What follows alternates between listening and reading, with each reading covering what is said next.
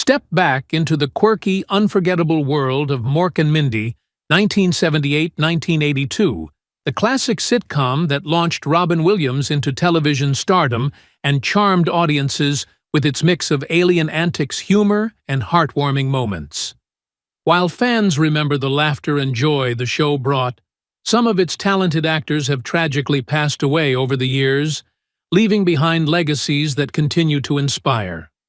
From beloved stars whose bright careers were cut short to familiar faces who quietly left us, too soon their stories are a poignant reminder of life's fragility, even for those who once lit up our screens with endless humor and charm.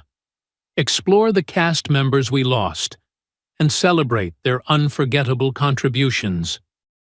Robin Williams was born on July 21, 1951, and played the role of Mork in 1978 at the age of 27. Mork, the eccentric alien from Ork, was childlike, frenetic, and endlessly curious about humanity, a character that allowed Williams to unleash his improvisational brilliance and manic energy. The world adored him, but the irony was cruel. The joy he gave was the very thing he struggled to feel. His childhood, despite material comfort, was lonely, an only child wandering the halls of a vast Chicago mansion, often ignored by a father buried in corporate work, and a mother who offered affection in fragments. He grew up bullied for his shyness and learning to hide pain behind impersonations and humor.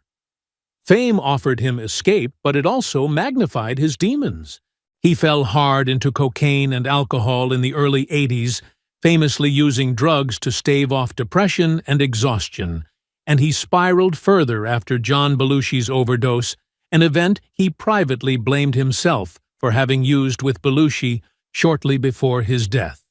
Scandals marred his private life affairs, a paternity lawsuit in the 80s, and 2 divorces that tore apart his finances, with the second costing him over $30 million, and pushing him into film projects he detested purely to pay legal debts.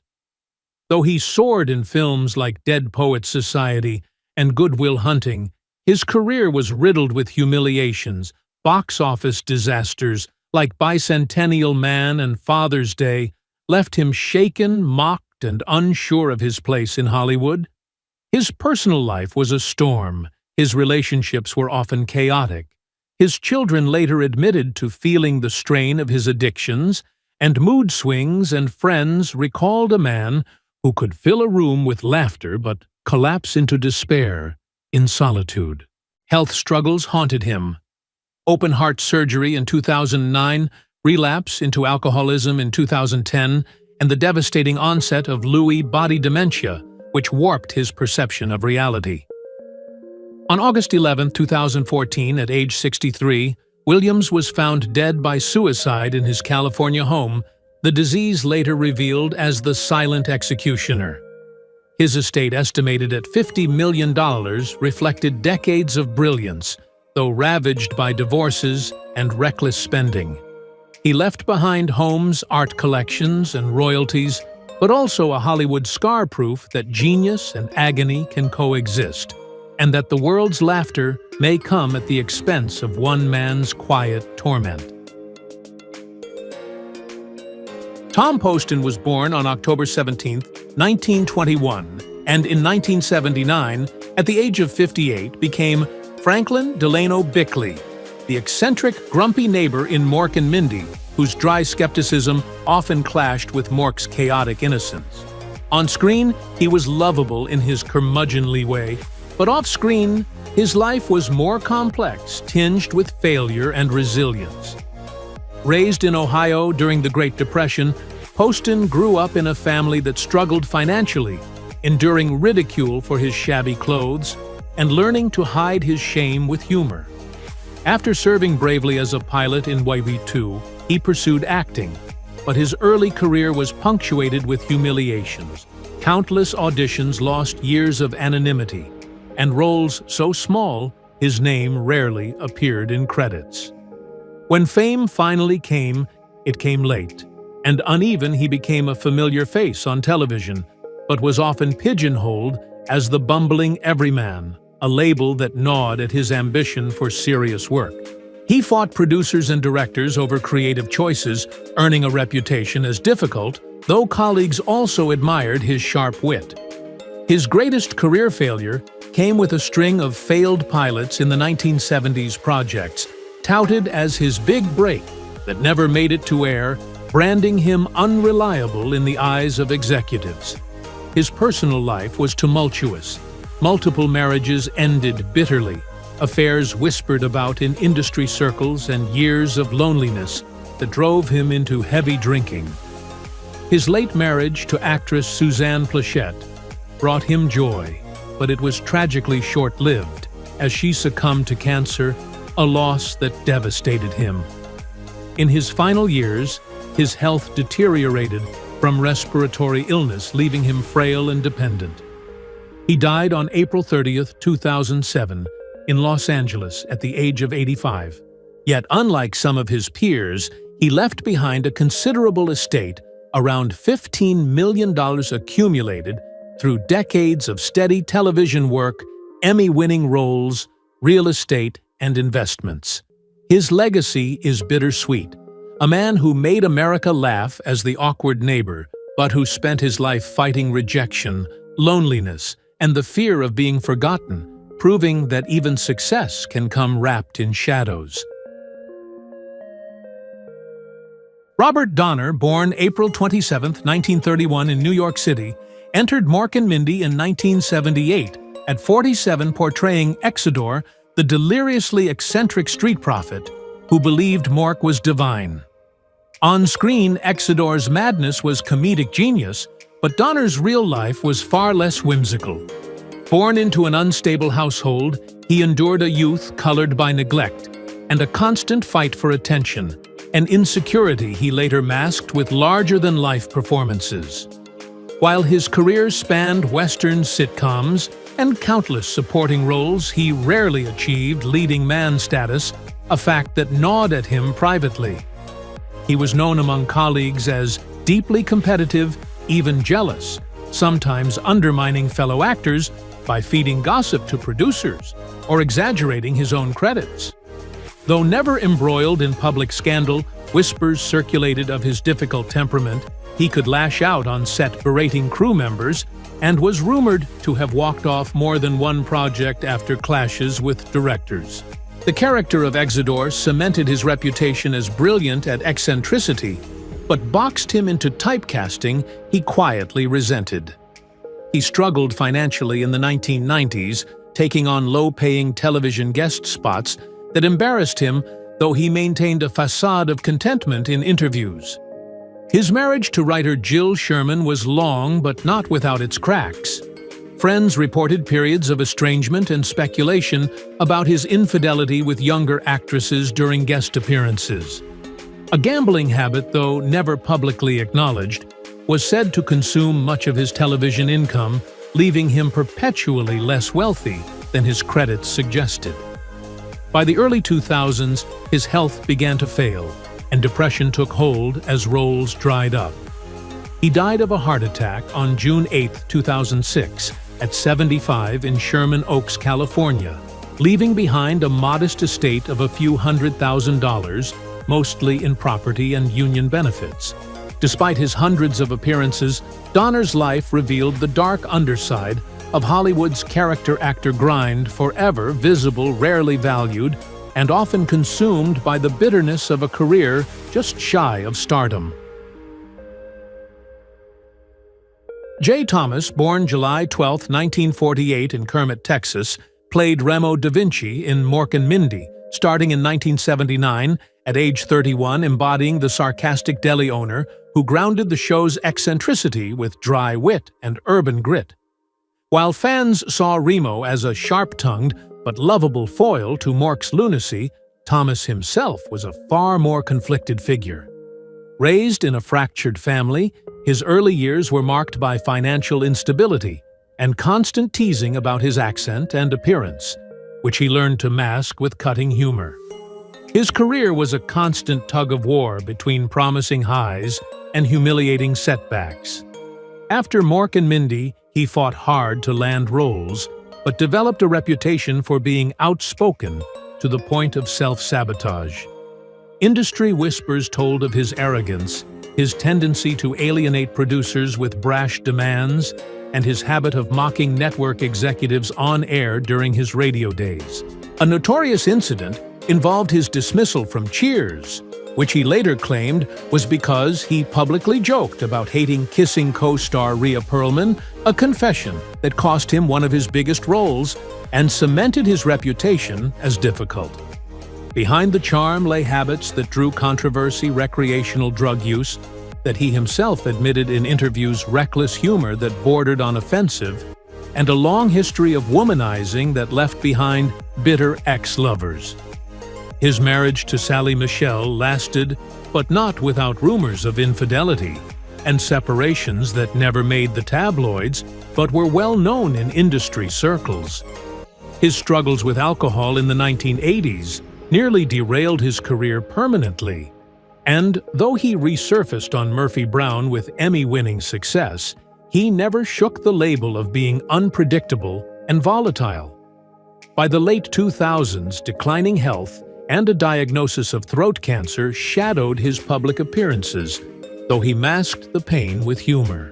He died on August 24, 2017, at 69 in Santa Barbara, leaving behind an estate valued at roughly $3 million, mostly from real estate residuals and years of radio work. Yet his death left fans divided, beloved for his storytelling, but remembered within Hollywood as the man who couldn't stop sabotaging his own success. Jonathan Winters, born November 11, 1925, in Dayton, Ohio, joined Mork Mindy in 1981 at age 56 as Mirth, the bizarre, fully grown child of Mork Mindy, whose boundless curiosity mirrored Winters' own manic improvisational genius. Fans adored Mirth's childlike innocence, but Winters' brilliance was inseparable from deep instability. Raised in a household fractured by divorce, he endured relentless bullying and depression as a boy, hiding his pain behind mimicry and clowning.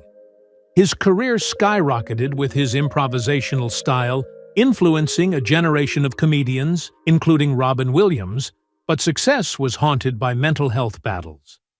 In the 1960s, he suffered a severe breakdown, spending months in a psychiatric hospital after violent outbursts and paranoid episodes.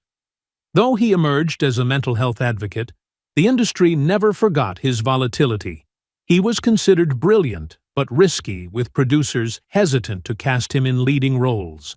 Winters was infamous for clashing with executives, dismissing scripts, and veering off into unpredictable rants that left co-stars stunned. Behind the laughter lay addictions to alcohol and food that ballooned into health problems. His personal life, while less scandalous, had its turbulence. His long marriage to Eileen Schauder endured separations, and friends confided that his moods and erratic behavior created strain at home. His biggest professional humiliation came in the 1970s, when his attempt to launch a mainstream talk show failed spectacularly due to his inability to follow scripts, leaving him typecast forever as the eccentric comic rather than the versatile actor he longed to be. Despite these struggles, he never stopped working, but his final decades were shadowed by declining health and depression. He died on April 11, 2013, in Montecito, California, at 87 from natural causes, leaving behind an estate valued at about $5 million built from decades of stand-up television, film, and art sales. Though hailed as a comedy pioneer, Winters' legacy was complicated: a man of unrivaled genius, whose demons sabotaged his greatest ambitions, leaving a story equal parts triumph and tragedy. Conrad Janis was born on February 11, 1928, and in 1978, at the age of 50, took on the role of Fred McConnell, the skeptical father in Mork Mindy, whose music store became a backdrop to alien chaos. Fred was protective, bewildered, but ultimately loving, a stabilizing presence in the whirlwind of Mork's antics. Yet behind this character was an artist whose life was shaped by insecurity and relentless striving. Janis grew up in New York in a cultured yet financially strained household, often teased for being sensitive and bookish. His passion for music, particularly jazz trombone, set him apart, but also isolated him as peers mocked him for choosing art over pragmatism. His acting career was marked by relentless highs and lows, Broadway roles that vanished with early closures, television jobs cut short, and film appearances overshadowed by bigger stars. He fought typecasting, often seen as too cerebral, too rigid, which limited his opportunities. Though he was respected as a jazz musician, Hollywood never rewarded him with fame, and he often lived on the margins of the industry. Off-screen, his personal life reflected the same instability, failed marriages, periods of depression, and a reputation among colleagues for being temperamental and exacting, sometimes walking off sets when directors refused to indulge his perfectionism. His greatest failure came during the 1960s, when several projects he had poured himself into collapsed financially, leaving him bankrupt and scrambling for years to rebuild. In relationships, he was restless, unable to maintain stability, and his children described him as passionate, but distant, always chasing the next performance, instead of being fully present. His later years were quieter, but they were not without hardship. Declining health, loss of friends, and the pain of watching his body betray his love for music. He died on March 1, 2022, at the age of 94 from organ failure in Los Angeles. His estate was modest, valued under $1 million, consisting largely of royalties and musical instruments, with no empire of wealth, despite a career spanning decades. He left behind the paradox of an artist who lived for craft, suffered for art, and ultimately proved that integrity does not always translate to recognition or riches. Raquel Welch, born September 5, 1940, in Chicago, Illinois, appeared in Mork Mindy in 1979 at age 39 as Captain Nirvana, a dazzling, commanding figure who embodied seduction and power, instantly stealing the spotlight from the main cast. Her character was glamorous, manipulative, and magnetic qualities that mirrored Welch's own carefully crafted screen persona. Viewers adored her boldness, but behind the facade was a woman shaped by an unstable childhood, raised by a stern father who demanded perfection and left her riddled with insecurity about her looks. She clawed her way into Hollywood through beauty pageants, but once there, she was often ridiculed by critics as all body, no talent. Welch fought back with lawsuits against studios and public feuds, with directors most infamously being labeled impossible on set for refusing to do nude scenes or submit to male-dominated power structures. Her career's lowest blow came in 1982 when she was fired from Cannery Row and sued MGM for breach of contract. Although she won in court, the scandal branded her toxic, leading to years of roles drying up. Off-screen, her personal life was turbulent. 4 marriages ending in bitterness, accusations of infidelity, and children who resented her career-first lifestyle. She was rumored to have affairs with powerful men to secure roles, whispers she never fully escaped. She also battled loneliness and relied heavily on cosmetic procedures and fitness empires to keep her relevance alive. Friends spoke of her obsession with controlling every aspect of her image, a perfectionism that left her alienated. She died on February 15, 2023, at age 82 in Los Angeles, from cardiac arrest after battling Alzheimer's disease, a cruel irony for a woman once worshipped for her commanding presence. At her death, her fortune was estimated at $40 million, tied to film royalties, luxury homes, and her beauty and fitness empire. Though celebrated as a sex symbol, her life revealed the cost of maintaining that crown lawsuits, loneliness, and a relentless fight against time and Hollywood's unforgiving gaze. Johnny Haymer, born January 19, 1920 in St. Louis, Missouri, took on the role of Danny St. Tommy in Mork and Mindy in 1979 at age 59, injecting a quirky, neurotic edge into the series that played perfectly against Robin Williams' chaos. His character's twitchy humor reflected Haymer's own natural nervous energy, something audiences had seen before in his well-known role as Sergeant Zelmo Zale in MASH. Yet, beneath the laughs was a man hardened by a bruising childhood in Depression-era Missouri, mocked for his awkwardness and clumsy attempts to fit in.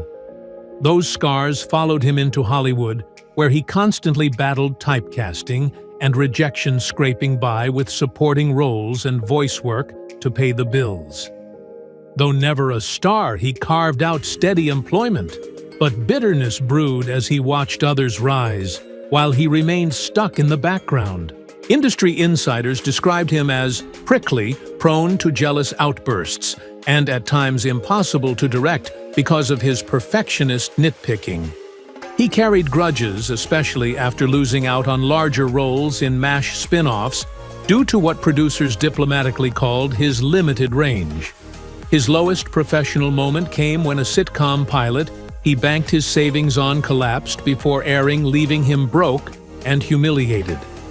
Off-camera, his marriage disintegrated under the weight of his ambition, and his children distanced themselves from him, citing his obsession with career over family.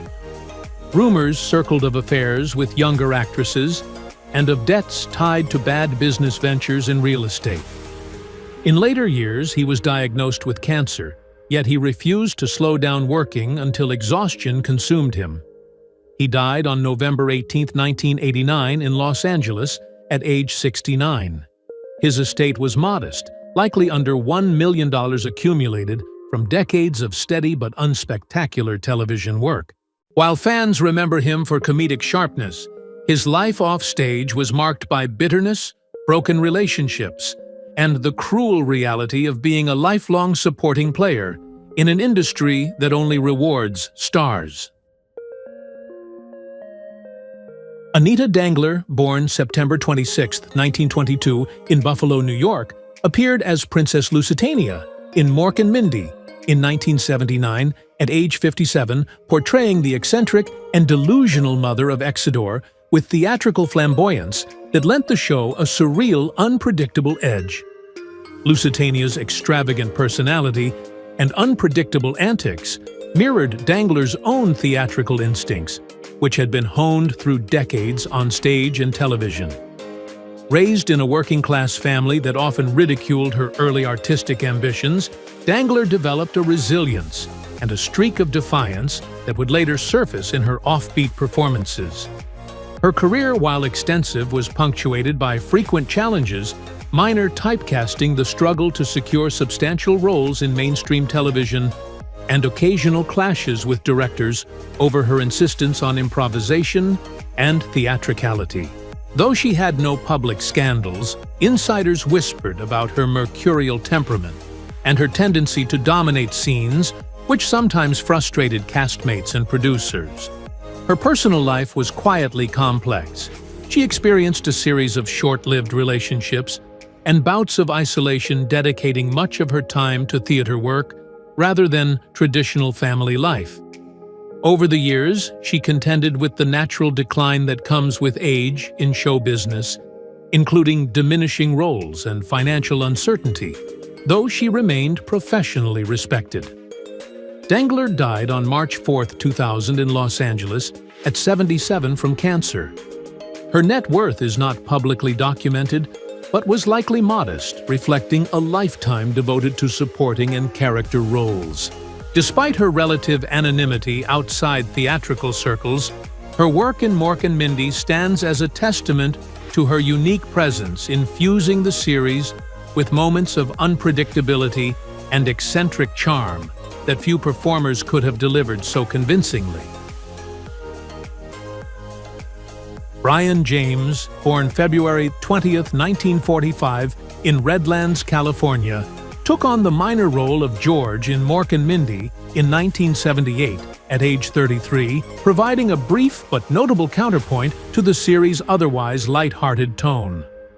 While George appeared only fleetingly, James's presence hinted at the darker, more intense energy that would define his career, especially in villainous and morally ambiguous roles like Leon Kowalski in Blade Runner. His childhood was shaped by the loss of his father and early encounters with instability, leaving him fiercely independent but also prone to emotional turbulence. James's career, though critically respected, was marked by eccentricity and occasional volatility. Colleagues noted his obsessive approach to character development, his disdain for compromising artistic integrity, and his willingness to alienate directors and co-stars in pursuit of performance authenticity. While he avoided outright scandal, James's personal life included tumultuous relationships and a solitary nature compounded by an intense focus on film and theater work that left little room for conventional social life. His most notable professional struggle involved being typecast as a villain, which, though providing memorable roles, limited the range of projects offered to him and fueled periods of frustration and self-doubt. Brian James passed away on August 7, 1999, at age 54, from a heart attack, leaving behind a modest estate of approximately $1 million, including property residuals and royalties from his film career. His legacy is that of an actor who embraced the shadows of human nature on screen, bringing a raw intensity to every role, while navigating a personal life of complexity, eccentricity, and quiet sacrifice behind the public persona. Georgia Engel, born July 28, 1948 in Washington, D.C., took on the role of Ambrosia Malspar in Mork Mindy in 1979, at the age of 31, bringing to life a whimsical and innocent presence that mirrored her signature soft-spoken charm. Ambrosia's sweetness and slightly naive demeanor made her a memorable foil to Mork's alien antics, endearing her to audiences who found her gentle humor comforting and relatable amidst the show's surreal comedy. Engel's childhood was marked by relative stability, but framed by strict religious upbringing as a devout Christian Scientist, which influenced her cautious approach to life and career. She often concealed her doubts and frustrations behind her serene persona. Her career trajectory, while celebrated for the Mary Tyler Moore Show and later roles, was not without struggle. She faced repeated typecasting, being funneled into roles of naive or gentle women, which limited her opportunities and frustrated her desire for dramatic range. Off-screen, Engel maintained a dignified privacy, avoiding Hollywood excesses. But she was rumored to be intensely selective and occasionally difficult during rehearsals, insisting on precise delivery and minimal compromise. Her personal life reflected similar caution. She remained unmarried, largely keeping her emotional world private, though some close friends recounted periods of loneliness and quiet disappointment in love. Engel's life was punctuated by the deaths of friends and colleagues, and she adhered strictly to her faith, even when health concerns arose, avoiding certain medical treatments. She passed away on April 12, 2019, at age 70, from an aortic dissection, in accordance with her Christian Science beliefs. At the time of her death, her net worth was estimated at $8 million, accumulated through decades of television, film, and stage work, leaving behind a legacy of gentle comedic brilliance and a quietly extraordinary life, largely free from scandal, yet shaped by deeply personal convictions.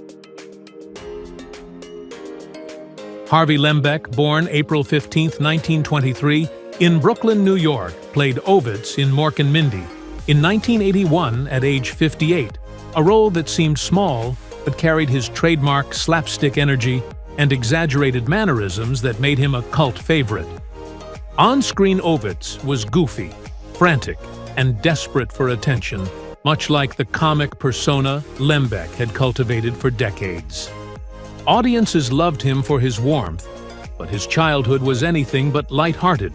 Growing up in a poor Jewish family in Brooklyn, he was bullied relentlessly for his weight and accent, hiding behind humor as a survival tactic. His career had highs with the beach party films of the 1960s as Eric Von Zipper, yet he never shook the label of buffoon, which frustrated him. Hollywood never offered him serious roles, and he grew bitter, lashing out at colleagues. He was infamous for berating young actors in his workshop, humiliating them to break them down, a method some called abusive. Off-set, he struggled with weight issues, compulsive overeating, and bouts of depression that he concealed with manic energy. His greatest professional humiliation came when he was cut from a television pilot without warning, because producers considered his style outdated slapstick, an incident that left him in tears. His marriage endured constant strain as he poured more money into gambling and teaching than his acting ever earned back. Privately, he was haunted by the death of close friends and his own declining health, often self-medicating with alcohol. On January 5, 1982, while guest starring on Mork Mindy, he collapsed from a fatal heart attack in Los Angeles. He was only 58, and his estate revealed the fragility behind the clown, a modest home, some teaching royalties and savings, under $1 million, far less than fans imagined. His death shocked the comedy community, exposing the irony of a man who made millions laugh, but privately lived with insecurity, bitterness, and disappointment. Pam Dawber was born on October 18, 1951, in New York City, and stepped into the role of Mindy in Mork Mindy in 1978, at age 26, portraying the grounded, intelligent, and compassionate human who anchored Mork's chaotic antics. Mindy's charm lay in her relatability and warmth, providing a foil to Robin Williams's manic improvisation, and audiences adored her for this blend of sweetness and common sense. Dawber's childhood, however, was far from idyllic. She was raised in a working-class family that faced financial uncertainty and emotional neglect, forcing her to cultivate resilience while suppressing self-doubt. Early modeling and television work brought minor successes, but also rejection, public criticism, and the pressure to maintain a perfect appearance, leaving her vulnerable to self-esteem issues. Behind the scenes, Dawber was often caught in the unpredictable whirlwind of Williams's improvisational style, facing career uncertainty, on-set exhaustion, and stress that strained her social relationships. Her personal life involved navigating intense media attention gossip surrounding her marriage to Williams and the constant challenge of balancing career ambitions with domestic expectations, all while maintaining a public image of poise. Dawber also experienced periods of isolation, struggling with the pressures of Hollywood and managing the fallout from Williams's substance use and erratic behavior, which required delicate diplomacy to protect both her career and family life. Despite these challenges, she remained committed to her family, advocating for privacy and stability. She continues to manage the legacy of her career while safeguarding her children from the intrusive scrutiny of the entertainment world. Pam Dawber's net worth is estimated at $25 million, derived from television royalties, real estate, and prudent career management, reflecting a life of resilience and strategic navigation of Hollywood's volatile landscape. Thank you for watching as we reflected on the lives and legacies of the actors from Mork Mindy who are no longer with us. Their humor, charm, and unforgettable performances brought joy to millions and helped shape the show into a classic. While their journeys ended far too soon, their impact lives on through every scene, every laugh, and every memory they've left behind. As we honor their lives, we're reminded of how deeply television can touch our hearts. Join us next time as we look back at more stars who left us too soon, but whose stories continue to shine.